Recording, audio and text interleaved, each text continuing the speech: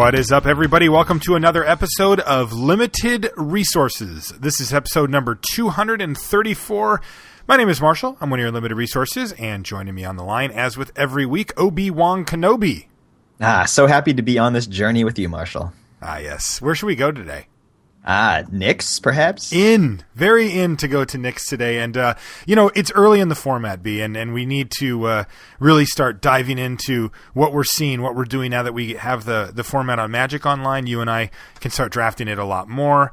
And I've been, out at some coverage drafts as well. So once the drafts start flowing is when the opinions really start getting a lot more narrowed down. And we have a lot more of those today, along with some cracker packs and other stuff.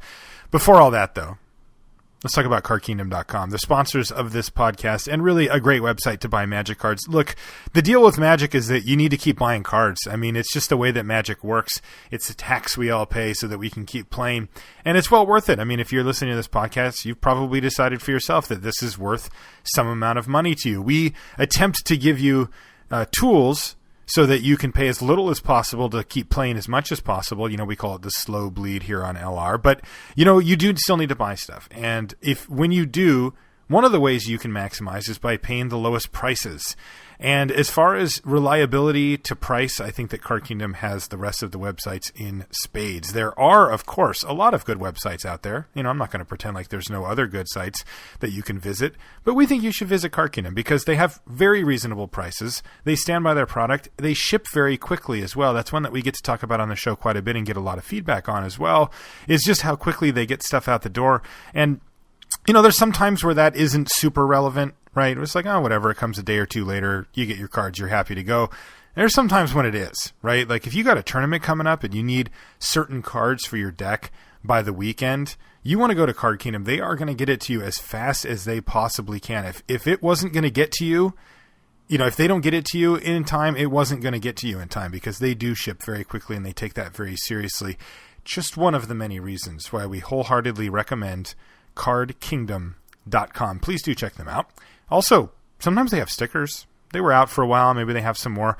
They've bought multiple runs of Limited Resources stickers themselves. Like I used to supply them with them. They just bought them now on their own and have been giving them to people who mention the podcast on their order. And I just think that's super cool. I mean, what a nice thing to do. They don't have to do that. They don't have to at all, and they just do. And I think that's really cool.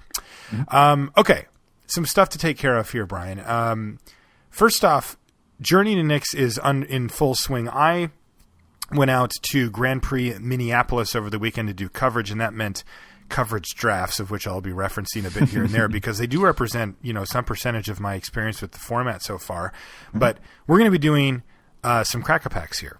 Yeah. And we've got some cracker packs that were donated to us by our furious listener base, our awesome listener base.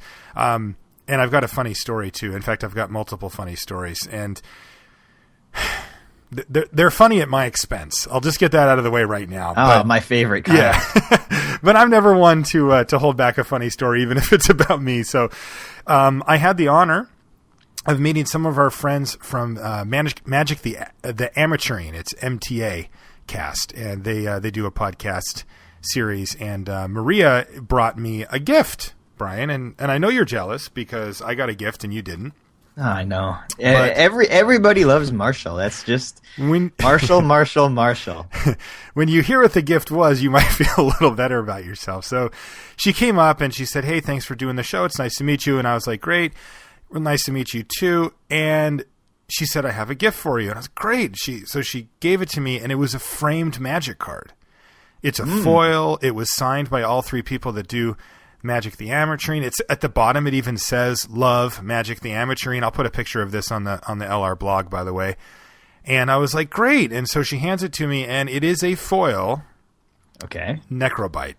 Oh. So I am now the proud owner of a lovely foil framed Necro Bite, and I'm going to hang it on the wall somewhere around where I record the podcast, just as a reminder, that people love you, basically. Also, Maria gave me a pack of Journey into Nick's, and we're going to be using that for the cracker pack. If you run into Frank Scarron, you should get him to sign that Necrobite too. Yeah, I should. Oh man, that was so brutal. Yeah, Grand Prix winner Frank Scarron said that Necrobite was his MVP of the tournament, I believe. Yeah, so I do a thing when I do my winner interview after the tournament, when I'm doing GP coverage, and I like to ask the person what the best card was for them throughout the course of the weekend. It just kind of puts a nice little punctuation on it, and sometimes they say something really interesting that you didn't really know, like, oh man, this Deicide really overperformed for me, and it's like, oh, and sometimes they're just like, they just say something that maybe would be obvious or whatever. But in Limited especially, I'm always curious to hear what these guys say, and yeah, I asked him on the air in front of everybody what his best card is. He's like, Necrobite. He's like, I love that card from the beginning. I think it's awesome. And I'm just like, cool, thanks, Frank. Go enjoy your trophy, buddy. Do you think that he was trolling, or do you think that Not was... at all. He doesn't... I mean, I don't... Like, we were maybe Facebook friends. Like, I don't think he listens to the show. Like, he was definitely being sincere. It was not a jab at me at all. It was genuine. He just loves his Necrobite. And well, now it's 2-1, Marshall. Yeah, so. I'm getting outnumbered quickly. It was funny, though. I played... where was I? I played a draft somewhere at an event or something, and I played Necrobite, because I do play it. I mean, I gave it ultimately, a D+ or a C- or something. Like, it's, for me, at the time, it was fringe playable. I have moved it up a bit. Not a lot, but a bit. And I played it against somebody, and they're just like, oh, I thought you hated that card. And I hated it. I never hated it. Like, it is funny how polarizing our arguments can get, right. like to the listeners, which, of course, is why we have the grading system. Mm-hmm. But if we just would have been like, if I would have been like, yeah, I'm kind of lukewarm on this, and you would have been like, oh, I kind of like it. You're like C+, I'm like, D+, C-. We just could have moved on, right? But it's like this funny thing where it gets kind of built up, and yeah. Anyway, so now I have a framed Necrobite. I also got this is brag time a little bit, but I got a foil Chromanticar as well. Oh, man. And I get to have Ryan sign that. I would complain on the show that I never opened one, foil or otherwise, and I get to have Ryan sign it, so that's awesome, and thanks for that. And I also got a really sweet a Johnny Vengeant that has been altered, and it is gorgeous. And Shveta, I think was her name. I can't remember, but she was super cool, and she's like, oh, I heard this is your favorite Planeswalker, and absolutely a Johnny Vengeant is my favorite Planeswalker. So, yeah, I came away like a madman from that tournament. It was really cool. And we have 3 different packs of Journey into Nyx that we can use for Crack-A-Pack. We'll probably do 2 on the show here. In fact, we'll do one right now. So let's open that one up. This one's from Maria and Company from Magic the Amateur. And let's see what... I was just thinking about how in the Don't Be Roddy episode, we talked about how at the beginning of a format, you need to be careful about how you edit your evaluations. You can't just, see a card perform one time and go crazy with it. So yeah, it'll be interesting to see, like, as this format evolves. I've moved a couple cards up and down a little bit, but I'm still kind of tempering my expectations. I don't want to turn a D into an A or vice versa.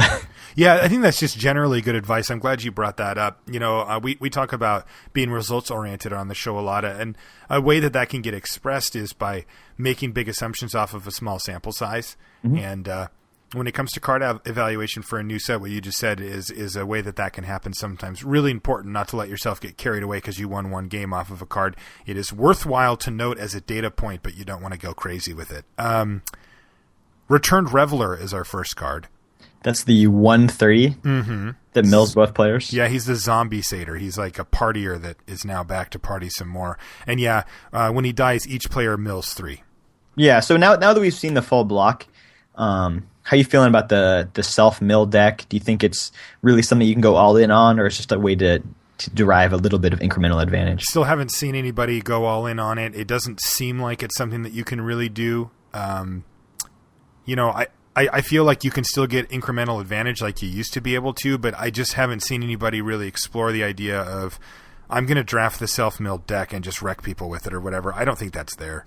No, yeah, it doesn't feel like it is a complete deck, but once you're going to include that Nemesis of Mortals in your deck, then, you feel a little bit better about including, a card like this in your deck. Exactly. But you ultimately just think this Reveler, it's just a role player, and mostly if you're just desperate for 2-drops, or you're playing a Phoenix deck and you just want the extra toughness. Yeah, I feel like you can just do better. I I like the defensive deck. I've played Rotted Hulk a few times and been pretty happy with it. I've played Thassa's Devourer.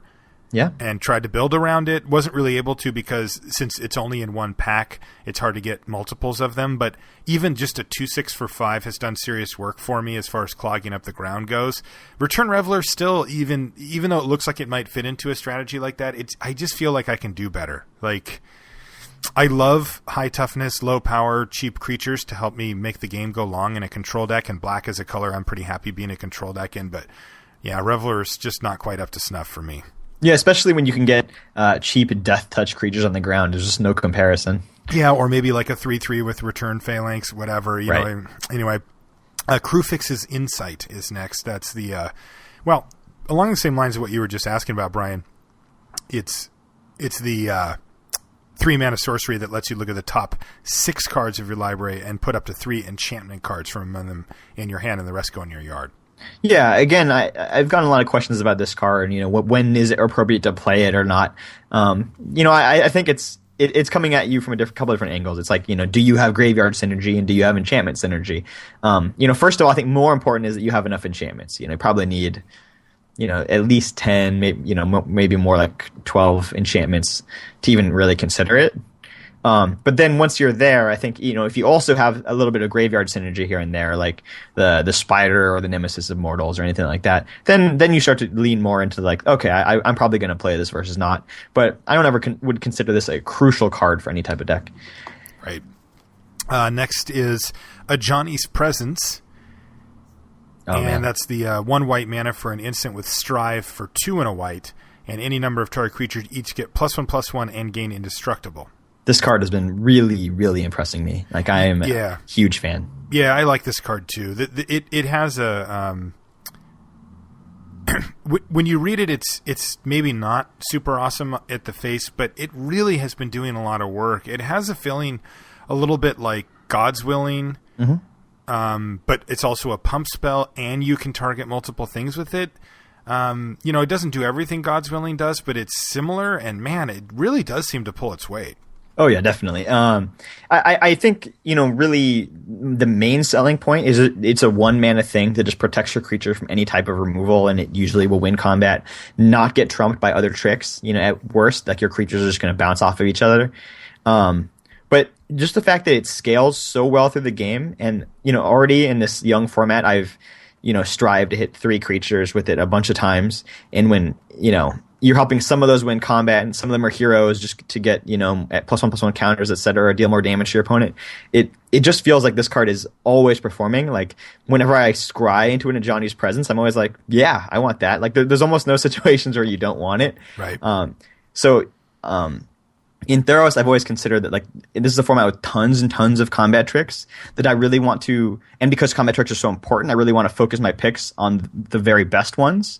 So, like, Dauntless Onslaught and, like, Coordinated Assault. But I think a Johnny's Presence is, like, in that echelon. It is one of the best combat tricks in the set. Like, I'm very happy to have it. Yeah, and I get to be super happy because it gives +1/+1. And, you know, the whole, like, giving Indestructible thing is great, but if that's all it did, I'd be pretty unexcited about it, and I'd be hearing it from a whole bunch of people about how cool and good they thought the card was, but I get to actually just straight up like this card because it also pumps power and toughness.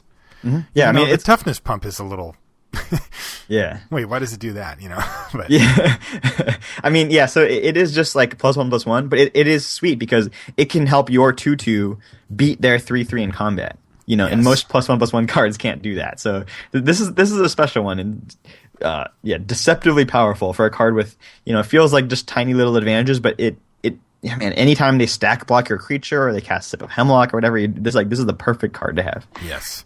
Next is Nature's Panoply. It's green mana for instant, and it's got Strive 2 and a green, so it's basically the same thing as a Johnny's Presence except for in green, but the effect is, well, it's less. Choose any number of target creatures, put a +1/+1 counter on each of those creatures.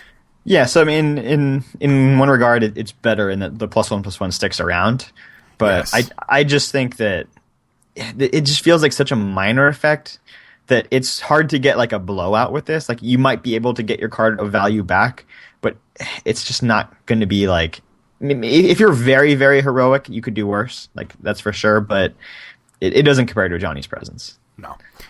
Next is Grim Guardian. We saw some funny decks that people were posting to us on Twitter when they were playing Triple Journey Draft. Oh, yeah. And that's they have like 9 Grim Guardians or whatever. And I mean, that's insane. Like, those things really do just get out of hand. They all trigger each other and they just start, you never have to attack or whatever.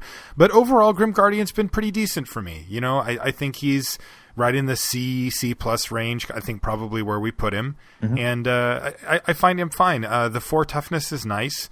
And the additional way to grind through a little bit of extra damage really does add up. It's weird. You wouldn't think so, but it's the card makes your opponent nervous. Like, it's one of those things where it's like you get in there for 3 with it or something, and it's just like it chips away and takes away a turn here or turn there. It's really good. Yeah, and maybe not the most aggressive body, but this is a card you can put in a deck that does lean aggressive. It's not it's not just for control decks like most 1/4s. I love it when you say that. Maybe not the most aggressive body. No, I mean, definitely. I mean, usually a 1/4 for 3 is just straight out. In any type of aggressive deck. But, I think if you're playing like a black-white aggressive heroic enchantment type thing, like this is actually a pretty darn good card in that deck. Yeah. Next is Aspect of Gorgon. That's the 2 and a black for an enchantment aura. Enchant creature. It gets +1/+3 and has Death Touch. I've seen actually a few people play it. And it's been, I think we've kind of nailed this one in the set review, at least from what I've seen so far, which was just that, like, yeah, I mean, the effect is good, but it's not worth a card. I mean, I'm not going to say you can't play it. You definitely can. Like, if you're in a deck and you just need more heroic enablers, like this is okay. If you need a way to enable your inspired things, like, it's okay. I don't think you just kind of put it in your deck without a very specific reason, and you can usually do better. So I'm not going to say like don't play this card or anything like that, but it's definitely like in my pile usually of cards that I'm considering when I'm making my last few editions, though. Yeah, see, for me, like, I guess I wouldn't say that either, but I will say that if you have to play this card, you probably misdrafted. Like, this comes across to me as like a 25th card, somewhere in that range, where like it really shouldn't make the cut in a deck that you're very happy with. Yeah, I think that's about what I'd say. But, occasionally you get that deck that has 3 Acro and Skyguards, and you have maybe like, 5 or 6 ways to target, and you just want another one. And this is actually a pretty solid one. It is a pretty good effect when you stick, yeah. Mm-hmm. Mortal Obstinacy is the next one. Much less solid here, I think. It's white mana for an aura, enchant creature. Enchant creature you control for some reason. Enchanted creature gets +1/+1, so pretty minor effects here. Basically, you get to target a creature and it gets +1/+1, so that, hopefully targeting the creature gets you something, namely heroic. Whenever enchanted creature deals combat damage to a player, you may sacrifice Mortal Obstinacy. If you do, destroy target enchantment. This card is just... Why does it do so many backflips? Like, it's so weird, and like you lose the +1/+1, right? And like, I don't know. This card just seems so weird to me. Yeah, it's I don't know. I don't want to say it's like the jack of all trades, master of none, because it's not even a jack of any trades, really. Like, no. it's actually So I mean, are you putting in your deck because you want to kill enchantments? Are you putting in your deck because you want to like beef your guys up or heroic enablers or whatever? Like. It just doesn't do any of those things well enough on their own. No, I don't think so. And I would consider this card like several tiers down from Aspect of Gorgon, which is already a card that I'm not usually playing. Right. Next is Pinned to the Earth, which has really been good for me. Mm-hmm. 1 and a blue for an enchantment or enchant creature. Enchanted creature gets -6/-0. Now, last week you had a good little dialogue, I thought, and I think that in this set in Journey into Nyx, we got multiple removal spells that are enchantment based. We call them like pacifisms, right? But they're all conditional, and they all don't just straight up pacify something, take it out of attacking and blocking and such. They do it in different ways. And the number one question I think that you need to ask when you look at removal spells like this is, am I going to be attacking? Like, am I an attacking deck? Because if you are, then Pin to the Earth isn't very good, right? I mean, it does mean that you turn one of their creatures into some type of reasonable blocker and not attacker. But they still get to block and use their creature. And so you're not really maximizing on Pin of the Earth. If you, though, don't plan on attacking much or have some big evasive threat, or maybe you're on some other win condition like milling them, or, or eventually you're going to play a Crone Colossus or something, you just don't really care at that point anymore. Pin of the Earth nullifies stuff. I mean, I did a coverage draft and my opponent played, some... Like, I think it was maybe even a Satyr Wayfinder, not Wayfinder, Hoplite, a Satyr Hoplite, and put something on it, and then put another something on it, and all of a sudden he had like this big, scary creature, and I just pinned it. Yeah.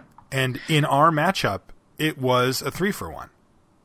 Like, I took that thing out of the equation. The equation I happened to be going for was a long game where I would win with a big flyer or whatever. So it was just... That was it. He was like, wow. Like, that's just gone now. I'm like, yes, that is now gone. And I think Pin to the Earth compares very favorably to a card that kind of we learned to not like that much from Born of the Gods, Away to the Underworld. -3, -2. Because heroes and monsters can kind of like grow out of -3, -2 range. And they can still become relevant threats after that. But usually, like a Pin to Earth on something sends it so far into the negative that it's just never coming out, or it's not worth the trouble for your opponent to try to dig that thing out into respectability. So, I think Pin to the Earth is, it's not like a premium kill spell, but it's pretty darn good. I would call it playable in any type of deck, but definitely best in a deck that's going to be evading your opponent, rather than pounding through on the ground. Yeah, this card's pretty high on my list, to be honest. I've been playing defensive decks, and I really like Pin to the Earth. Ferris Band Thunderhoof is next. It's 4 and a green for a 3/4 creature, Centaur Warrior, and it's the one that's got heroic. You get 2 counters. Yeah, I don't like most of the green heroes, but I like this one a decent amount. Still I've been kind of leaning towards siding it out against very aggressive decks and trying to just get a little bit faster. But I think this one is pretty good against most people, and I'm happy to just put like 1 or 2 things on it, and like now I have an unkillable giant. Yeah, I think the downside, or maybe not downside isn't the right word, but the problem that this card faces is that it costs 5 mana in green, and the competition is stiff. Oh yeah, any Nessian Asps are going to make it in over this thing. Yeah. Snake of the Golden Grove gives it a good run for its money. Nessian Demoloch gives it a run. Like it is not just an auto include. You can only have so many 5s, and if there's quite a few better ones, this one might not make the cut. But it's fine. So I'm not using a high pick on it, but if I get to the point where I'm like, I feel comfortable adding a little more top end to my deck, that I'm not ashamed to put it in by any stretch. Agreed. Gluttonous Cyclops is next. That's the one that's eating sheep like popcorn. It's the 5 and a red 5/4 with Monstrosity 3 for 5 red. Haven't had the chance to play it yet. I haven't played with or against it. Yeah. You haven't seen it against it either. I think it's a perfectly respectable Magic card, but like we said with 6s, like it's so easy to find them that you don't really bother drafting it. Yeah, it just seems so meh. Spite of Mogus is next. That's the red sorcery. Spite of Mogus deals damage to target creature equal to the number of instant and sorcery cards in your graveyard, and you scry one. No. If anybody ever kills one of my creatures with it, I will be infuriated. So if you want to tilt me, side in your Spites of Mogus. Yeah. Also, if you'd like to lose to Brian, side in your Spites of Mogus. Nice try, Brian. Whitewater Naiads. Yeah, that's one we talked about last week. Yeah, you like this one. I do too. Yeah, especially with a bestow or anything that's buffing your creature's power. It just makes it hit so hard. And blue decks just really can't find like really just solid creatures at that cost. So happy with that body too. Yeah, I like that one. By the way, that's the 4/4 for 5 with Constellation. Something gets unblockable. Next is a Crowan Linebreaker. That's the 2 and a red for a 2/1 human warrior with heroic, and when you cast a spell, it gets that targets it. It gets +2/+0 and gains Intimidate. Have you seen much of this card yet? I saw it once. It sucked. I don't think this card's very good. You were more optimistic on it than I was during the set, but we both thought it was okay. But I'm never spending an early pick on this card, I don't think. Yeah, I don't think it's like the linchpin of the deck, but I think I'd be happy to have it in. It's just filling up my creature count, and it kind of plays a creature role, but I'm kind of putting it in my deck as a lava axe. Yeah, I just hate the fact that you have to use your combat tricks at sorcery speed on it and just open yourself up. And I hate the fact that it's a 2/1 for 3, which is a little bit of a bummer when you're trying to turn creatures sideways. Sure. Ooh, a rare. It's your boy, Master of the Feast. Oh, I had Master of the Feast last night. There you go. One black 5/5 flying enchantment creature demon, and at the beginning of your upkeep, each opponent draws a card. Yeah, so this was one I think in the set review I gave it a B+, and you gave it a B-. Yeah, I think you're just about right. A little more scared. Definitely.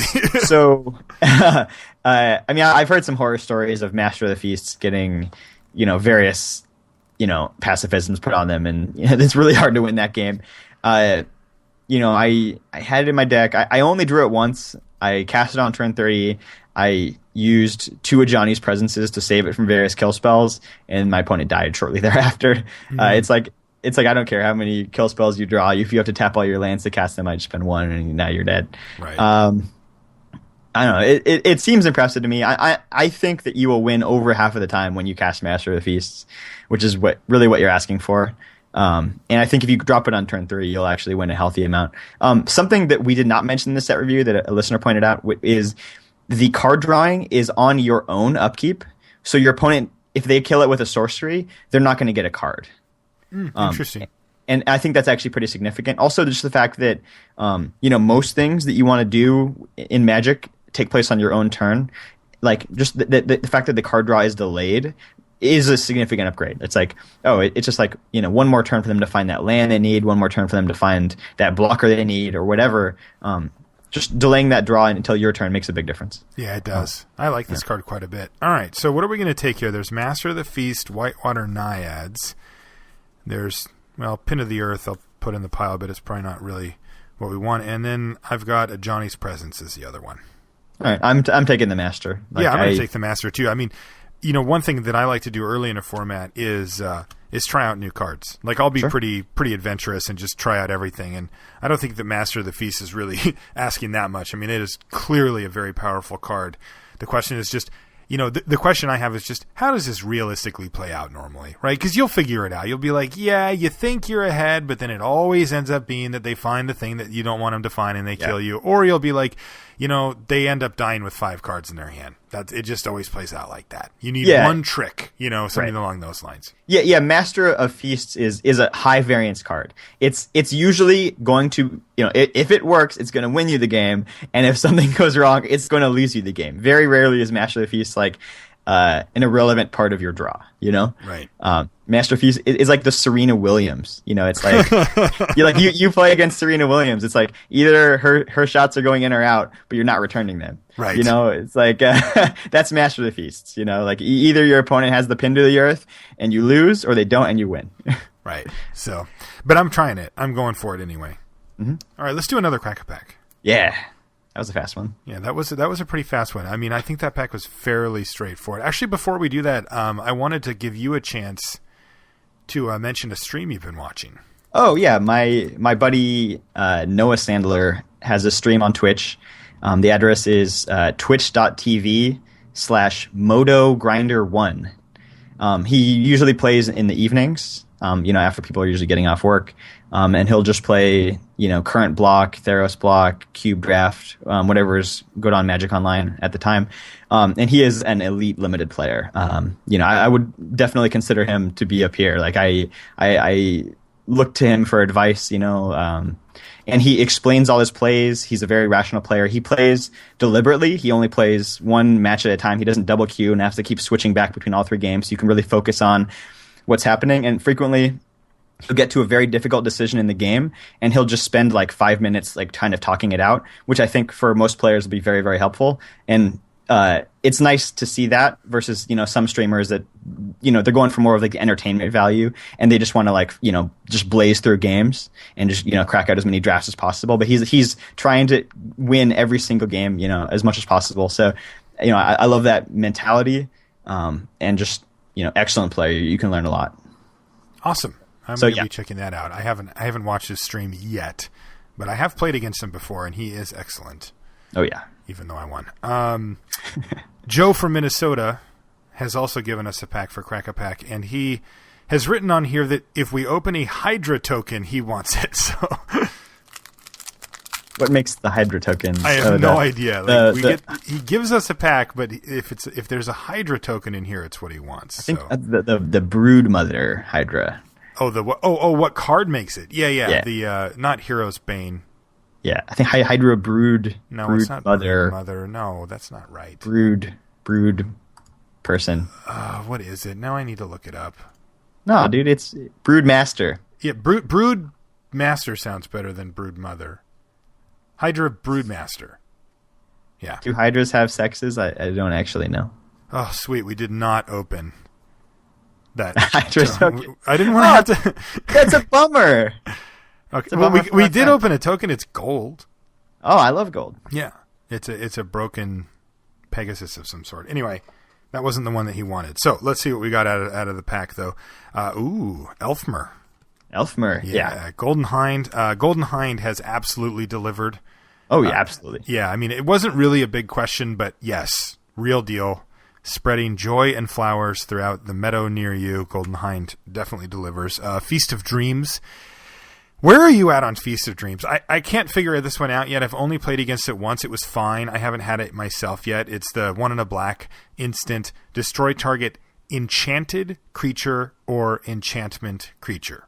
Yeah, this is a card that I haven't had it myself yet, and I've been walking around looking at people play, and I see it get cast sometimes. Like, okay, but that to me doesn't really give a really good perspective on whether or not Feast of Dreams is good, because if they're casting it, it's usually fine. But like, what about those times where they can't cast it? Right. So I actually need to experience it myself. I'm gonna have to be like playing this card a lot probably to figure out. And I think it's definitely like main deckable and probably fine. But yeah, I have no idea if this is near premium removal, or if you're gonna blow people out with it, or if it's just gonna be like kind of awkward. Maybe even a sideboard card, or a card that you maybe can main deck, but you side it out against certain decks. I have no idea. But I'm gonna need to play with this card multiple times to pin it down. Okay. Cloaked Siren is next. It's the 3 in a blue 3/2 flash flying. I think it's a card that both you and I are a fan of. I wouldn't call it something really exciting, but it's a good card. Yeah, I mean 3 power of evasion for 4 mana. That's usually good and limited. By the way, Golden Hind, Feast of Dreams, Cloaked Siren. This pack is kind of awesome. Yeah, it is. Next is Lightning. Is it Diadem? Well, that's your job to know, Marshall. Yeah, I know. A bunch of people corrected us. It's definitely It's either Diadem or Diadem. Anyway, this one's the 5 in a red aura enchant creature, and blah, blah, blah. It gets +2/+2 and shocks something when it enters the battlefield. Haven't seen it cast yet, and I'm not sure that's a mistake. Yeah, it's just too much to ask, man. Next is... This is an interesting one. I gotta know what you think about this one. Laganaban Trailblazer. Oh, yeah, this 4 for white mana, heroic, it gets +1/+1 counter. Right, so I mean, definitely you can just tell it's playable, because sometimes you would just play Yoked Ox, sometimes the 1 mana 4 with no heroic ability. I'm a little bit worried that I'm turning into Ordeal Guy. That player that puts 1-drops in their deck to then turn 2 Ordeals on them. Because that guy? I don't like that guy. I've always disliked playing against that guy. I don't want to be that guy, but I've done it more than once already in this format. You're slipping away. Yeah, multiple decks with Trailblazers and Ordeals, and just like getting the hand that has them both, and you come out and like, oh, it's hard to beat those hands. This Trailblazer thing gets like an arbitrarily large toughness, like it gets pretty easily. Such a huge toughness. Right, I've had Trailblazers like 12, 13 toughness before. Yeah, I was playing on Magic Online today, and my opponent had one with 9 toughness, and I'm just like, I've got a Nessian Asp that is supposed to get through anything. Oh yeah, I've blocked Nessian Wild's Ravager that was monstrous with the pretty cool. And because there are so many aggressive decks running around, like it's never that bad to have like an 0-4 in your deck just to like shore up your early game a little bit. And then this is like a great target for your, mid to late game, a Johnny's Presences and other Strife spells that, you're just like, okay, I get the mana for another target, get a +1/+1 counter. Why not? I think it's good. I don't think, Trailblazer comes close to like an Necro and Skyguard or a Wingsteed or probably even a favorite Hoplite. But I do think it is good, and I'll probably play it in most decks, like even if they can't like fully take advantage of it. It just feels like you don't really have to go all in on Trailblazer. It's at worst functions like a little wall. Yeah, that's what I've been seeing too. Is just that like when you play it, like when I've played it, I've been like, God, this thing's underwhelming. Like it's not going to attack for damage for quite a while, right. And then when it does, it's pretty meh. Like it's going to attack for 1 or 2 maybe later in the game. But when my opponent plays it, I'm always like, oh, the card is so annoying. Like, I can't ever get through it. Eventually starts attacking. Like, it's a really nice bestow target. Right. I think the base 0 power is actually pretty significant because, like, you can't get your opponent to block it, No, they don't block whereas, most heroes, you just swing in and you're like, oh, I hope they block so I can use this combat trick and end up with a larger creature going forward.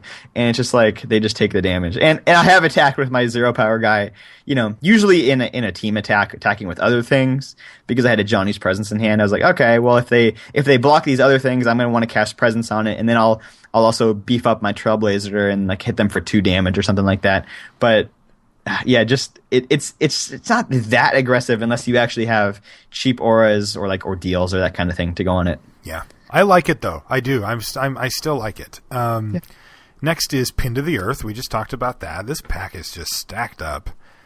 Renowned Weaver, green mana for the 1/1. You can pay 1 and a green, sack it, and put a 1/3 green spider enchantment creature token with reach onto the battlefield. I haven't been super impressed with it yet, Me but neither. I do think it will pull its own weight as kind of close to like a 20th to 23rd card, yeah. And especially if you got Constellation to get instant speed. I think that's a nice little bonus. Yeah, I mean the blocking and sacking, sure, as as just a chump block with the Renowned Weaver and then turning it into the token is a pretty cheap, reasonable play that comes up more often than I thought it would. I think people have been overvaluing this card a little bit maybe, but it's pretty good. Like, it definitely pulls its weight. I agree with your 20 to 23rd card. Yeah, I worried a little bit that it's one of those cards, it feels like you're doing stuff, but are you actually impacting whether or not you win or lose the game? Where it's like, that's a great point. Yeah, and so I'm a little worried about spending 3 mana on something and I only end up with 1 power. Like, right. That's kind of significant. So, and it feels good when you do that. You're like, look how clever I am. I blocked, I sacked it, I get my guy. It didn't cost me that much mana. But then when they just like attack you next turn, right? And you're like, oh, I don't have any blocks here. Now it's like, okay, I spent a card on this. So yeah, keep an eye on that. Next is Flurry of Horns. This pack has been very good. 4 and a red. For a sorcery, you get 2/2/3 red Minotaur creature tokens with haste.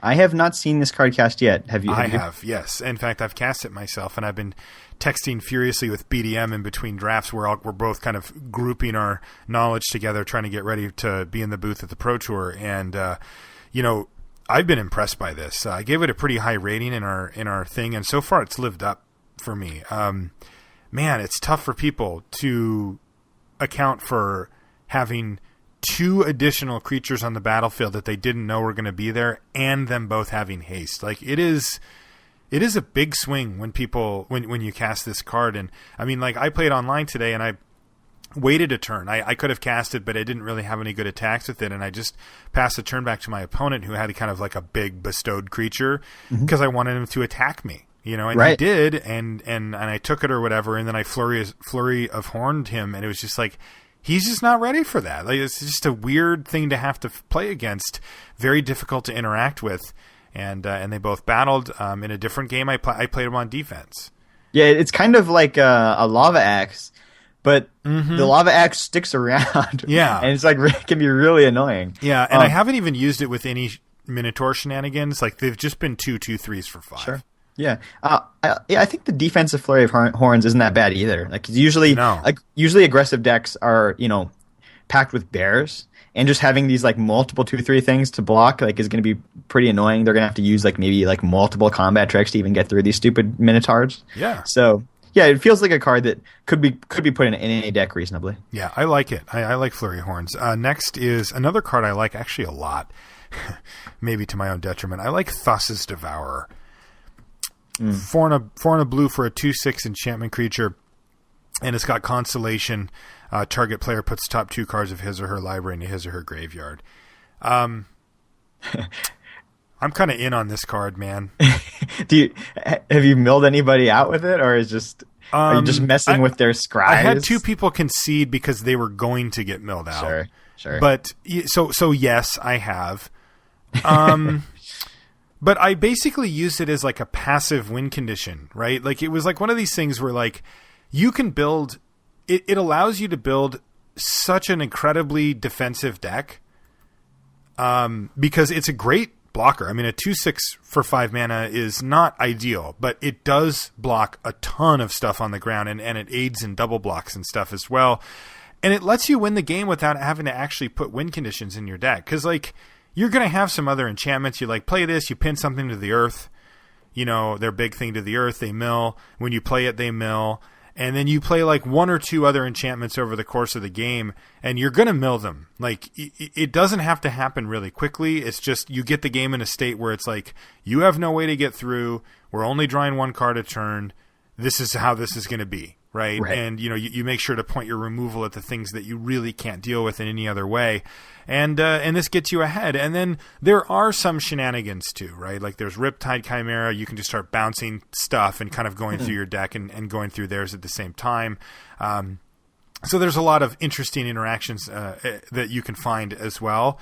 But man, I got to say this card performed fine even just as a 2/6 for 5 in a very defensive deck. I like it. I think Thassa's Devourer is good. The thing I dislike about milling is when people put cards like Tome Scour in their deck, is because like it's like you're putting a card in your deck that like doesn't help you actually control the game. Yeah. But Thassa's Devourer does help you control the game. Like that's a very solid blocker. So it is kind of like, you know, getting that mill thing tacked on is kind of free. You know, like right. You don't have, you know, maybe like you would expect a little bit more for your 5 mana just from a creature with no ability, but you're not paying a lot to have that in your deck. Right. So yeah, I kind of could see that. Maybe not quite as good as like the Ravnica version, the Vidalcan Entrancer or whatever that card was. But yeah, this does seem like a reasonable plan for a blue-black deck or some kind of controlling thing. Yeah, I'm in on Devourer. Next is Gluttonous Cyclops. We just talked about that. And here's our first uncommon is Sky Spear Cavalry. So that's the 3 white 2/2 flying double strike. Oh yeah, honorary hero. That's what I like to call these guys. Yeah. Mm-hmm. Yeah, but just needs pants, right? I mean, even then, it's still pretty good. Oh yeah, and I mean, you don't need that much toughness when you're a flyer, but yeah, you do get burned against those red decks, like magma sprays or whatever, which is kind of embarrassing for your 5-drop. Don't kidding, that's pretty cool. But yeah, this thing, like, you start like ducking for cover when your opponent plays this because you might get hit for a ton of damage. It's very scary. Yeah, it is a card that when they attack, I mean, they're in white, they have infinite combat tricks at their disposal, and you could just die. Right. Next is Tormented Thoughts, and that's 2 and a black for a sorcery. As an additional cost to cast it, you have to sack a creature, and target player discards a number of cards equal to the sacrificed creature's power. Yeah, I'm having a hard time figuring out when I want to play it.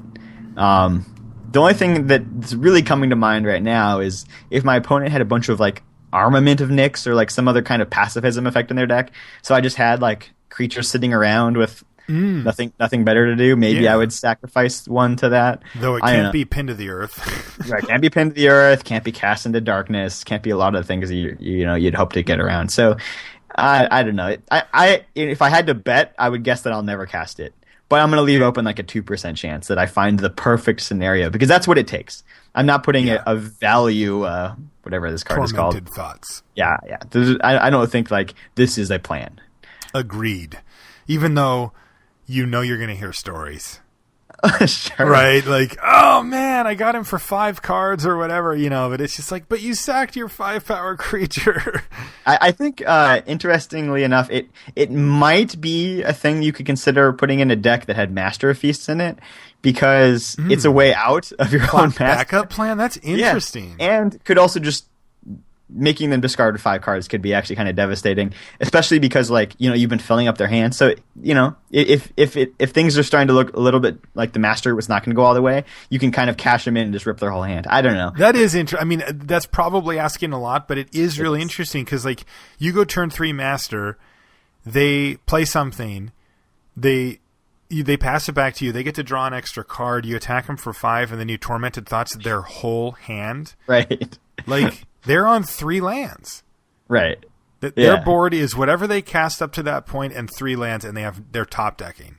Yeah. That is pretty rough to come back from, though you have also, basically discarded 2 to make this happen, and they drew a card. So you're not really up on it, but man, if you had any pressure at all besides the Master Feast, you're going to really put the screws to them. It's interesting. And also just the ability to get out of your own master if things go horribly wrong, which they can. And there's not that many sacrifice outlets in this set. It's not like they're all over the place. You'll see them here and there, but a lot of them are rare, and they're just not really a thing. Pull from the Deep is next. It's 2 blue for a sorcery. Return up to 1 target instant and up to 1 target sorcery card from your graveyard to your hand, and then exile Pull from the Deep. Yeah, I'm not a Pull from the Deep kind of guy. We're not doing this, right? I mean, we see the upside, but it's just setup cost too high. It's asking a lot. I've seen people do it, and I'm usually I guess, it's if you really want to, I'll, my teammates are building their deck. I'm like, I guess, but yeah, I'm not a fan. I just like consistent performers. I don't really consider this card to be a consistent performer. Yeah, I'm the guy that always says no, and then they just do it anyway. Oh, we got a pretty good rare here. Man, this sucks. This pack was going to be super interesting, too. We got a Johnny Mentor of Heroes again. Wow! So you've pulled 2 of Johnny so far. You should be cracking packs out of crazy, 3 Marshall. packs. I haven't even opened very many of these. They always say when you're on a heater, you never quit. No, so I should just start tearing into my... I have 2 boxes of Journey to Nick sitting here. Yeah, when you're on a heater, you don't quit. Nope. I need these to draft when I'm in Atlanta for a week and a half. All right, so we're taking a Johnny. Taking a Johnny, but let's explore what second place is. And one thing I'm going to start doing is I'm going to start putting our Crack-A-Packs up on the Limited Resources blog on lrcast.com so that you guys can vote as well and kind of give us an idea. We come down with what we pick. Most of the time, Brian and I agree. We tend to have a similar draft strategy and a similar approach to Limited, which is, part of the reason why we do the show together. But, sometimes we differ. And also, we want to know what you guys think, because maybe, Brian and I are in our own little world and everybody else is like, dude, no, you take the blank. So I think when I put this one up, I'm going to say, what's your second pick? Right. So the cards I have are Golden Hind, Cloaked Siren, Lagana Band Trailblazer, Pin to the Earth, Thassa's Devourer, Sky Spear Cavalry, Flurry of Horns. Those are and Feast of Dreams. This pack was insane. Yeah, so Feast of Dreams could be the best card, but I have no way of knowing that yet. Yeah, 2 mana instant speed removal is big deal. The question is this Unravel the Aether or is this Doomblade, right? It's hard to say so far. Yeah, I could imagine it being a blowout on heroes here and there, but so I'm going to back off of that one for now. Okay. The 2 cards that I'm probably pulling to the front are the Cavalry. Sky Spear Cavalry. Mm-hmm. Yeah, I just starting off with that win condition really can take you in kind of any direction, but you kind of want to go with some kind of heroic thing to see you're even picking up more bestow stuff to go on it. Mm-hmm. And the other card I'm pulling to the front is Elfmer. Yeah, I'm pulling Elfmer to the front as well. It's funny, you and I are similar. I'm actually pulling Thassa's Devourer and Elfmer to the front. You're not going to first pick a Thassa's Devourer, Marshall. No. I'm not. I'm going to first pick Golden Hind, but it's because I think I can wield the Thassa's Devourer. Would I be insane to pick Elfmer there? No. Okay. No. I think I actually do believe that Elfmer's is the pick. I mean it, just on power level. Yeah. Yeah, I do. I really think that Golden Hind is the strongest card here. It's the most consistent performer. Now, the ones that could give it a run for its money are Feast of Dreams, and that's probably it. Like, it's definitely better than Trailblazer or Flurry of Horns or Cloak Siren or Pin of the Earth. Skyspear Cavalry, I think it's better than it. I think it's a lot better than it, but Cavalry is interesting. It's a scary card. It's definitely better than Thassa's Devourer. So, yeah, I'm taking Golden Hind, and since I don't think that Skyspear Cavalry will come back, I am actually hoping to get that Devourer. Yeah, I do think that there is something to the strategy of, if you think two cards are pretty close, take the cheaper one. For sure. The other thing that Golden Hind has going for it is kind of my current philosophy on the format, which is if you can lean towards a green card, and the reason for that is because green doesn't have so many flashy first picks that a lot of people, that if they're going to be green, are like, oh, well, I guess I ended up in green because nothing else was open, right? But if you actually just go to green from the start, you can carve out a huge portion of the draft where you're just getting all the stuff. And there's some really good green cards down the line, too. Oh, yeah. Green is just really solid in all three sets. I think green's my favorite color in the format. I just really like being green. So I think Elfmer is a reasonable pick. I'm probably taking the Cavalry there just because it's been awesome for me so far. But, yeah, so is Elfmer, like, no question. All right. So that is going to do it for the Cracker Packs. Like I said, I'll type these up and put them up on the LR blog, and we'll see if people like that. You can find it on lrcast.com. You can go to the blog section. So on the subject of Johnny, this last weekend we were celebrating Zach Hill's birthday, and we went out to cabin on the lake and played a bunch of Magic, mostly cube drafts. What lake did you go to? Sorry, not a lake. Puget Sound. Okay. We were on an island in Puget Sound. Okay. Which is one of the largest lakes in the world. So we did play one. We did play one actual booster draft, and I first picked a Johnny. Oh, it must be nice. I was pretty stoked about that. And in my second round, I was playing against our very own John Lax. The Loud Spot. It was, and it was a green-white mirror, and we were both kind of like green-white heroic monsters. So like things were just getting really, really, really big. Like we both had, multiple creatures with 15 combined power and toughness out. It was really hard to attack. A lot of stuff going on. I finally ripped my Ajani. Kind of, I had, been kind of on the back foot. I was more of the one stabilizing. So I ripped my Ajani, and I get to make my blockers a little bit better, draw a few extra creatures. And John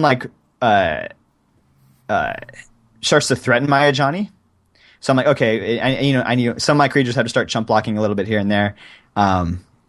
And I get to a turn where I have 2 forests in my hand, and I have 9 lands in play. And I'm just like, all right, I'm just going to hold these 2 lands. I kind of don't want him to attack.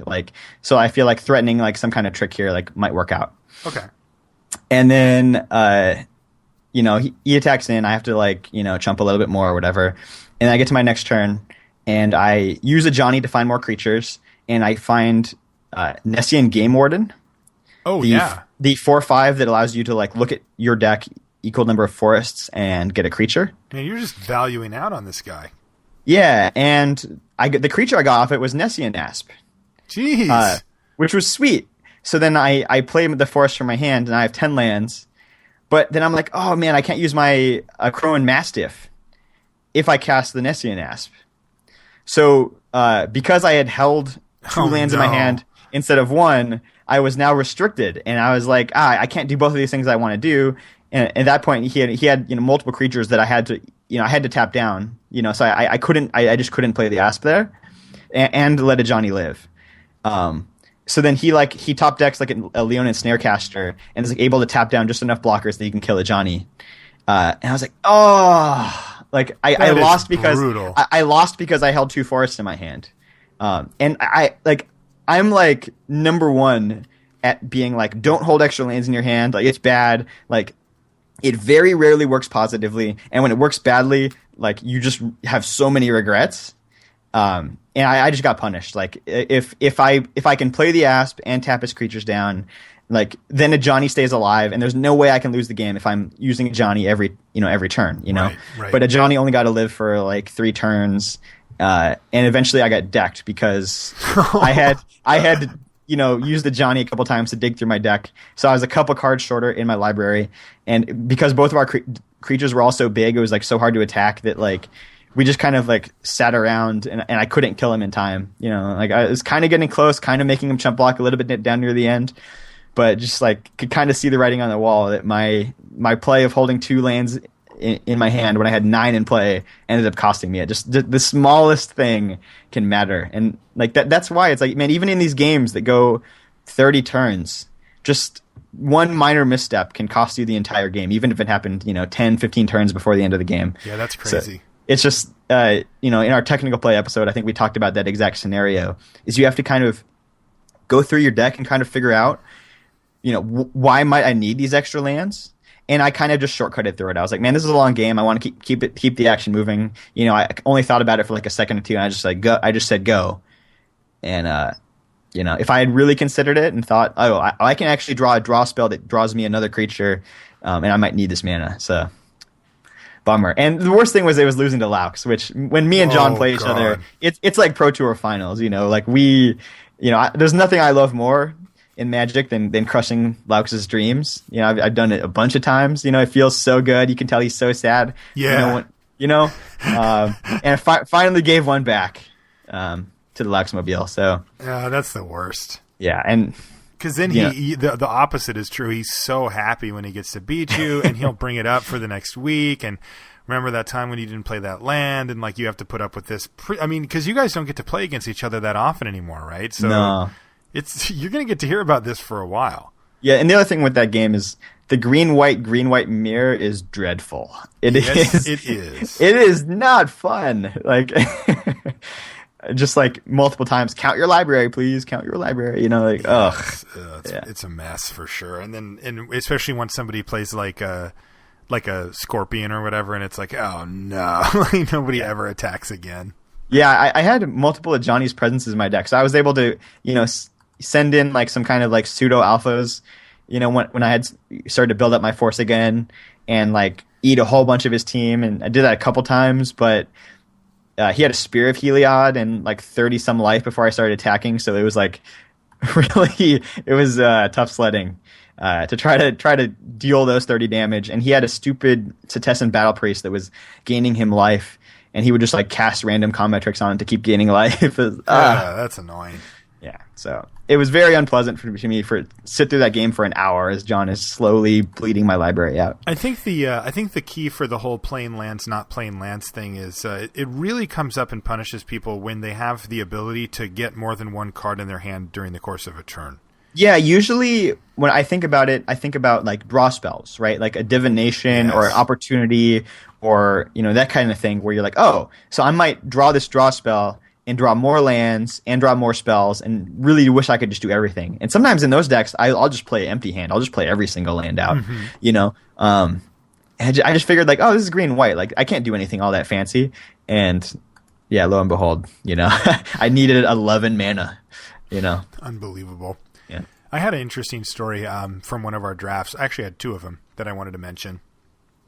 The first one was that both Jacob Van Lunen and I were talking to each other about the blue-red potentially being a archetype that has made a bit of a resurgence, or maybe just for the first time has been good in this format.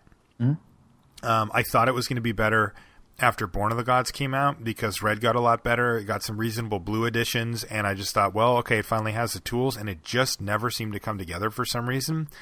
And now I'm kind of have that thought again because it got some more good removal spells, and it also picked up some night like the gold, the Chimera. Yeah, that's a sweet one. Super good. I got to play with that, and it was like, wow, this card's powerful.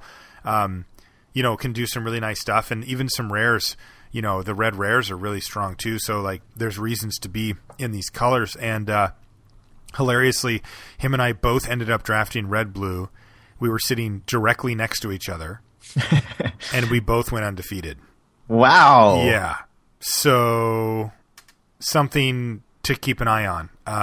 One draft, who knows, right? But like I was like, wow, like we are in the same exact deck.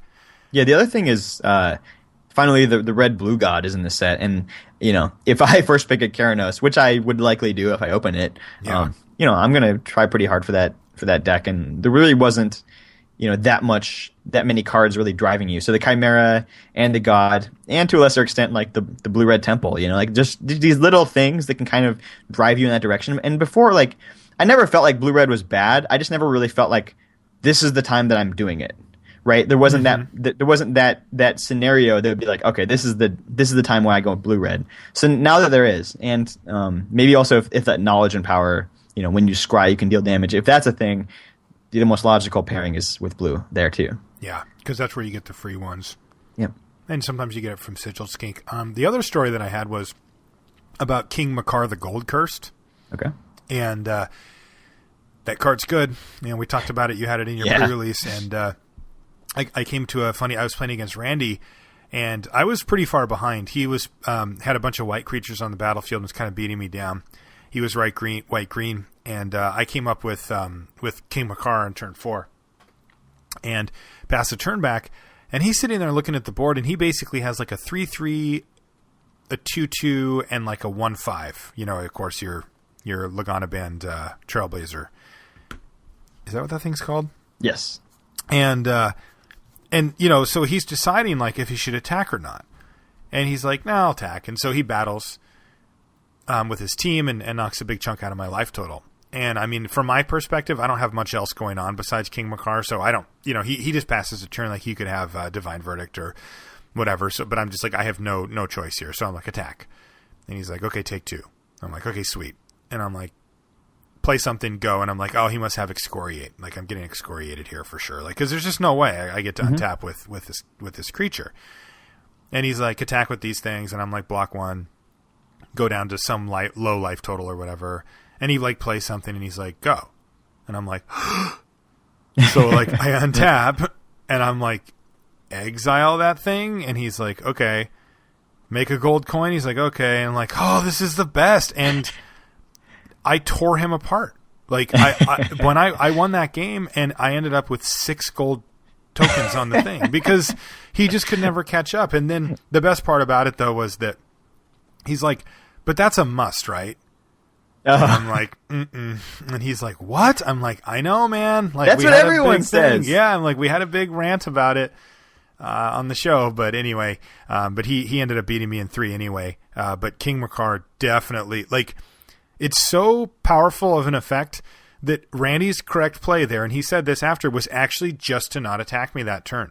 That one turn when he decided to attack with his 3 creatures, because he had a 3/3, like he had a blocker for it, and He's just like in his mind he's just like, well, what am I going to do? Just not, like, you play a 4-drop, and this whole board state that I've made just doesn't attack at all, and it turned out to be yeah.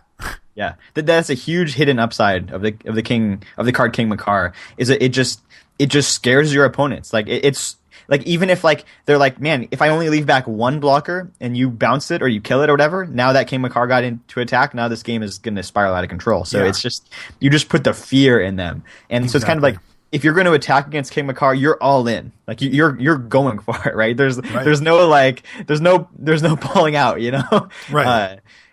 Did you have any cool King Makar enablers in your deck? Anything you were trying to put in there? They didn't end up making the cut. Okay. I had an Aqueous form, but decided that it just didn't quite make the cut because it was really good on him, and I didn't really have much else that it would be good on. So it was basically bounce spells and removal. Like, I needed to clear a path for King Makar. That's how I was going to get King Makar. Because, I mean, geez, once you get to untap, he clears his own path, but... card was good though. Another one that I had my eye on, we didn't open one in our packs, but Starfall. Yeah, I've seen these go around, and I'm like, man, should I be taking that? I can't tell. Probably not. I mean, you should at some point, right? We gave it a pretty mediocre grade. Called it basically like tier 2 removal. Mm-hmm. It probably is, but it has been impressing me, I have to say. I had a game also in a coverage draft against Price where I Searing Blooded his 2-drop, which was Elfmer, by the way. And then I Starfalled his enchantment creature. It was Leaf Crown Dryad. He's at 14. Right. Like, what? I hadn't even attacked him yet. Like he basically started that game at 14, and I got to 1-for-1 2 key blockers and then just start pounding on him, and the game was over very, very quickly from that. It adds up really quick. So, it's a card I got my eye on. I think that's about as far as I'll take it for now. Like, I'm not willing to say that it's amazing or anything. It's still pretty clunky at 5 mana and does not necessarily kill everything that you need it to, but that damage adds up fast. Oh, yeah. And just getting that free damage on your opponent has to change the way that they play. You may be able to get them to pump the brakes a little bit, and actually can help protect your own life total in a weird way. Yeah.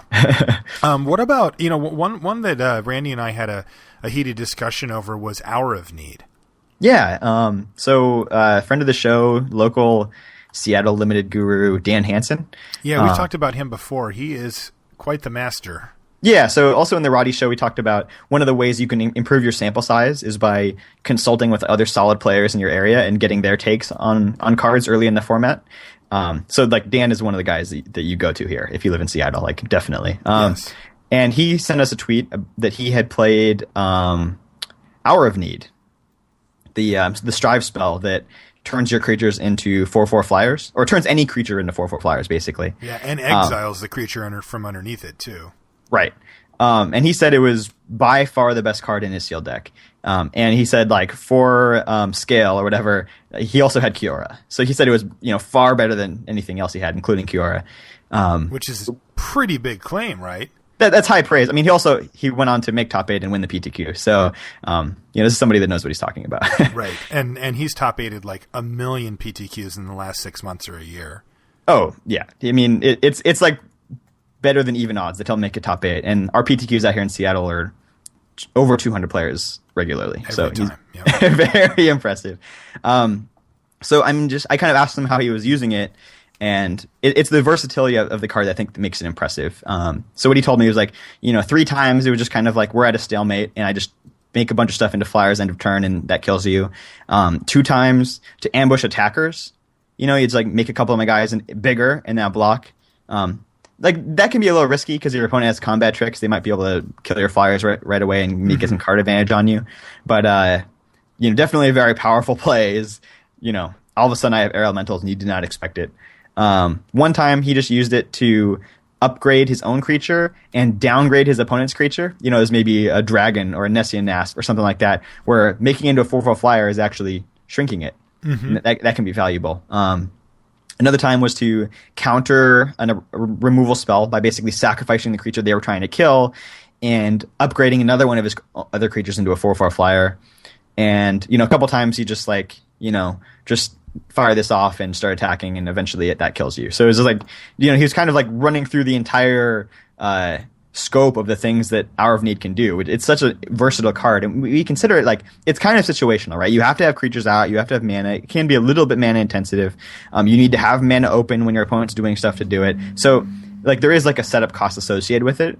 But when you actually look at all the different situations that it can be good in, like that's pretty impressive to me. Yeah, I think the one that's easiest to overlook is they aim their removal at your creature and you turn it into a 4/4. Right. Or it doesn't feel like on the surface, it doesn't seem like that's that amazing, but then it actually is. Like you're often upgrading your creature, and you get to attack the next turn because it's got. If they do it sorcery speed, you get to have that sort of haste feel as well, where they weren't necessarily planning on you having a 4/4 flyer. Right. If your creature was going to die anyways, it's basically you're taking your 3 mana and putting a 4/4 flyer into play for. Like that's the only cost essentially. Right. That's very impressive. You can also use it similarly when your opponent like casts like a trick in combat and your creature's going to lose combat now. All right, sacrifice that creature's going to die anyways. Yes. It's and just your opponent used a card to make that happen, so you're right. even. Yeah.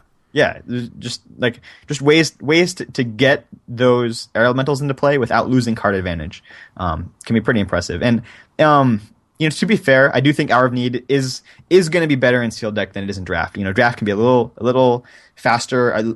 Fewer stalemates, because like we said, like his number one use for the card was just like we're both kind of staring at each other. Like I just have 7 lands. Now all my team is air elementals and kill you. 12 you, yeah. Right. That situation doesn't come up quite as often in draft as it does in sealed deck, but I can't imagine this card's not going to draft. I've seen it here and there. It was good. I played it 3 times. Yeah, because I take it really highly.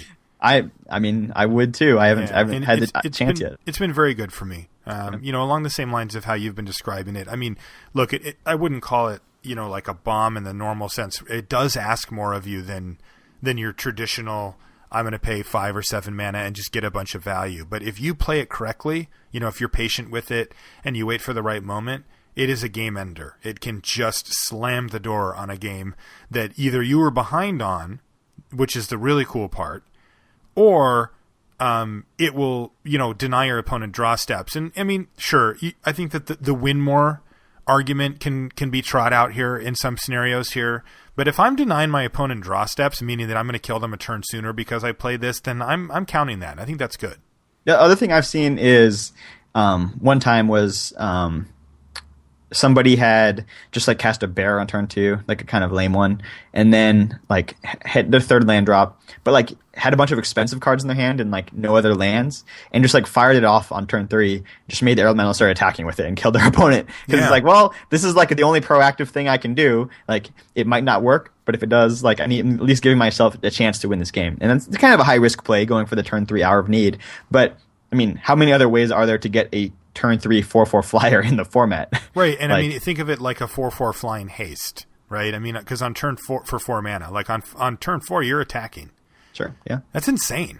Like, yeah, that is very, very scary. I mean, that's like, that's Wingsteed Rider getting Hopeful Eidolon or whatever, right? Yeah. It's like gulp. Yeah. I mean, that we've all seen how powerful that play is, and that is, this one's similar to that. So. Yeah, I don't know. So I'm still holding it in high esteem, and I hope to actually draft it myself one time if I am so lucky. Do you want to go through a couple other just random cards? Yeah, just go through some of the cards that you've maybe had some movers and shakers on since you've had a chance to actually play. This is a kind of a sad one, but this is my early pick for most begrudgingly playable card. But it's Rotted Hulk. Yeah, Rotted Hulk. I mean, if you're trying to attack into a Rotted Hulk, you have to use a pump spell to get through that thing. Like it's like really annoying. Like a lot of times you're just like okay, like I just have like 3/2s, and like most people when they tap 4, they put like a 3/3 in play. It's like, okay, let's trade. But that stupid Rotted Hulk has 5 toughness, and it's gonna kill your 3/2. You have to have a trick. It's so annoying. So every time I've actually cast Rotted Hulk, I've actually been like, this is pretty good. I have too, and I've cast more than I'd care to admit so far. Not a lot, but I've probably cast 3 or 4 of them. Yeah, so I think, as a 23rd card, like this is a card that's going to impact the game. Like it's not some lame like 1/1 or something like that. Like it's going to come down and make an impact on the board. So I don't know. There's my early pick for begrudgingly playable. Yeah. I got a chance to play with a couple of cards recently too that like I don't think that I would say I adjusted, but like that I wanted to mention. One of them was Harnessed by Force. Oh, that card's a blowout, right? Wow. I first picked it. Yeah. And a few people were like, what's so good about that? And then we played, and it was like, oh my God. Like, that is just dumb. Like, you were the most stable ever, and I killed you, right? Like, that card is nasty. I put in it as an early front runner for Grown Test winner, where like, you've done a lot of work to stabilize your aggressive opponent's early draw. Now you've got the Nessian Asp. Now you've got a 4/4 on the ground, and you've got some turns, and then they're just like, whoops. Right. Gotcha. Yeah, and it's almost impossible to play around, right? It's just... Yes. I mean, you have to leave back your entire team, basically. Yeah. Sometimes it's not impossible. Also, a lot of the cards, like we talked about in the past, like how Sudden Storm, the thing that taps 2 things, they don't tap, is like really well positioned in Theros because you kind of like build your creatures up versus out. You're trying to make bigger things versus like more things. And it just plays perfectly into Harnessed by Force. Like it's you just make 1 or 2 really large creatures and they take them. Like that's even better in this format than it would be in others. Yeah, that card really did impress. Another one that impressed, though I think we kind of knew it would, was Blade Tusk Boar. Oh yeah, just good, man. The card's just good. Like I mean, I've been playing it, beating people down, and it just does exactly as advertised. I mean, red aggressive decks are already pretty good, but they just completely lacked evasion. Like like if you managed to get down enough blockers, you could just shut that red deck out. Like their game plan would crumble, and that boar can close out the last 9 or 12 points of damage pretty effectively. Exactly. All right, what other cards you got? Nessian Game Warden has felt fast enough to me so far. Like in draft, it kind of feels like, oh, it's a little slow. It's a 5-drop. It's a 4/5, which is like a good body, but not like super crazy. But it's felt really good to me every time. Just feels like you're gonna have some 5s and 6s in your deck, like almost certainly, and you just want to have the good ones. And this is one of the good ones. This is one of the ones that's I'm excited to play. Yeah, I haven't actually played with or against it yet, so I'm happy to hear that. It seems reasonable. Mm-hmm. Storm Chaser Chimera is one that we talked about. The blue-red Chimera, very good. Oh, yeah. I mean, that thing can hit like a crazy amount of damage. Yeah, it really can. I hit for 5, and I'm like, wow, I've just got a dragon here. Like, the board got stable, and I had that, and it was crazy because I had Harnessed by Force and some other really powerful card in my hand and just never even bothered casting it. Because it was just like, well, I'm just going to kill him with this flyer, right. This Chimera. Yeah, and unless you stop me, I'm just going to keep pumping it. Yeah, and by the way, I'm like augmenting my draw pretty nicely here too. Right. The last one I have is Dacromystic. Let's talk about Dacromystic. I got a chance to finally play it. Yeah, so I saw like a really strange use of it, but I'm sitting there and we're playing a team draft, and I'm looking at my teammate's hand, and he has like 6 cards in hand, and they all cost like double blue. Okay. I'm like, what's going on, man? And he's like, my opponent is Dacromysting all my islands into what? my because like early on they were just using the Mystic, for whatever, and kept noticing that he was giving his opponent double blue things. And then was like, well, super funny. It's like, well, I can't give you any islands because you'll start destroying me with them. So just milled every island, and there was 4 cards left in his deck, and he had still only 1 island in play. It's like that is amazing. I mean, so he ran pretty well too, but that's fantastic. I mean, if you're going all in on that plan, it's like they basically have to have 2 islands in a row to make it happen. Which, that happens. It happens. I know. I just thought that was pretty impressive use of the card. Yeah. I actually had a chance to combo off on my opponent. What does that mean? Well, I had Spirit of the Labyrinth and Dacromystic. Oh, yeah. Wow. That's very nice. Unfortunately, I was blue-black, and I had drafted the Spirit of the Labyrinth, and I had also drafted Ifara, but I couldn't justify the splash. I had no fixing, and my deck was pretty strong, so I decided not to run those. But believe me, I wanted to. I thought that would be pretty cool to get my opponent with that combo. Yeah, in case you don't get the combo, the Spirit of the Labyrinth prevents people from drawing more than 1 card a turn. So you use the Mystic on their turn after they've already drawn, and you can just make yourself draw because draw on your opponent's turn usually. That's pretty sweet. Yeah, or if you're really mean, you can do it during their upkeep. Sure. And then see if they still draw a card for their turn, and then game lost them. No. I guess you can. I'm saying if you're mean, I'm not saying I would do it. I guess the argument for doing it on their upkeep is you can see what the card is and make them draw something lame. And then on the draw step, they're not going to get anything. They get nothing. Yeah, that's pretty cool. So there's a couple cards that I have not had a chance to use yet. Okay. That I could still shift around a bit. One of them is Oppressive Raise. That aura for a single white that, like, basically if they want to use their creature, attack, block, or use abilities, they have to pay 3 more mana. I just haven't had any decks that I really considered aggressive enough to want it. Because I think like if your game's going long, Oppressive Race isn't the best. You can use it to like kind of stabilize your game early on if you need to, but it's at its best to prevent them from blocking. So I haven't had a chance to cast it yet. I know other people have been kind of lukewarm on it. Even like Zach told me that he didn't think it was that great, etc. So and he loves everything. He loves every card. He loves aggressive cards. So yeah, I don't know. Maybe I'm shifting down and raise a little bit, but I haven't had a chance to play it yet. So I've played it a couple of times, but I played it in decks that were a little bit more in the middle. Sure. And I found it to be kind of in the middle. Like it did some work, but it did wear off after a while, and my opponent was able to play around it. I think I really want to put it in aggressive decks only. Like the thing is, like, what about this? So let's say I have it in my deck, whatever type of deck I have, and my opponent plays like turn 2 a Voyaging Satyr. Sure. I mean, this thing basically just shuts that off forever, right? Yeah. Yeah. You know, I mean, that's a big deal. Like, those cards are really important, you know, in the format, and they're really not easy to deal with for 1 mana. Yeah. So, I mean, you know, it's weird. Yeah, the upside of Oppressive Raise is the super cheap mana cost. So it's going to be like, how well can you leverage that? I don't know.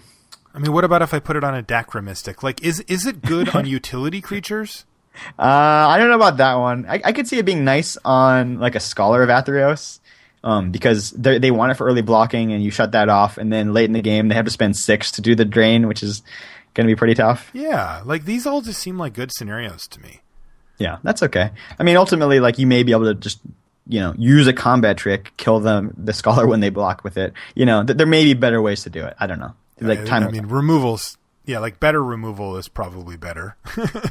You know, just like burning it out or whatever. Well, that's the thing, is it's hard to actually get just kill anything removal anymore. That's right. That almost doesn't exist. But I like the idea of putting it on utility creatures as well that have activated abilities and aren't really all about combat or blocking or whatever. So, yeah, I don't know. I'm still pretty good on the card. Like, I think it's a little better than people think it is. But it's... You said it off the top. We want it in aggressive decks. Like, you want to punish people. You want to play that card and then just hammer on them with your heroic team or whatever. That's when that card is fantastic. Right. I also like the idea is like, okay, if my opponent is going to like use their entire turn to leave the mana up to block, and then you just play like Leonun's Snarecaster or like, you know, Bestow on your Skirmisher, and then tap that thing down anyways, and they're just like, oh! Right. Or you just cast a creature and say go. Yeah, exactly. Like, they can't do that forever. Like, that's the whole point, is that you know, they can't just sit there and say, well, I'm just going to leave up 3 mana then. Great.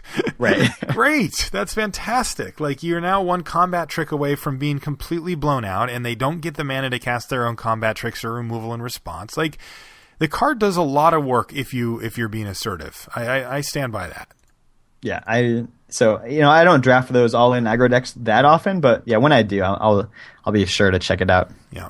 All right. Was there any other cards that you wanted to mention before we sign off here?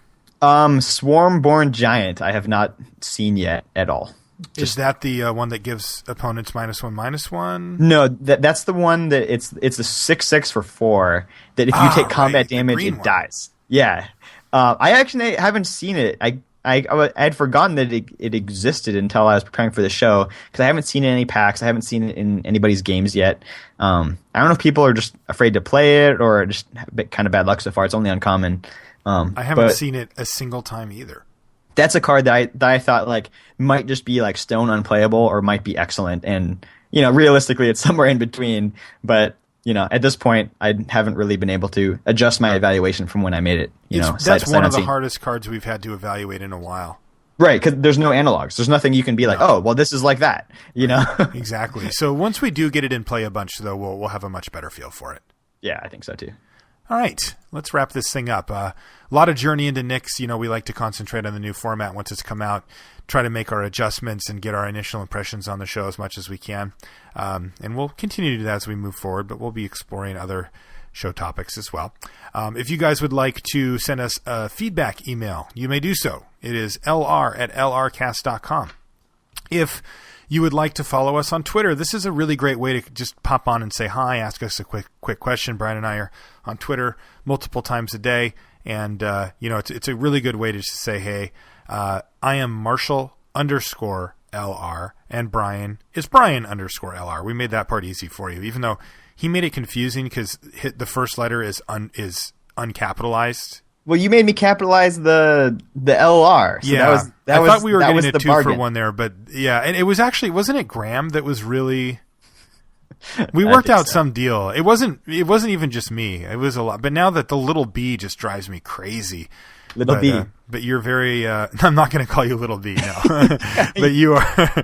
But you're too stubborn, so you're sticking with it.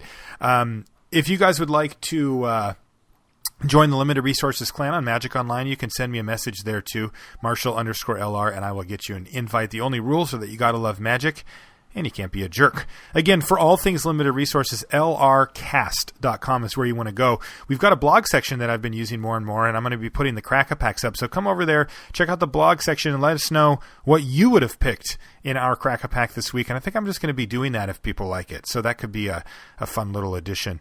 And one other thing I may have mentioned, but I wanted to mention one more time, is that I have now made the show available on YouTube, every episode.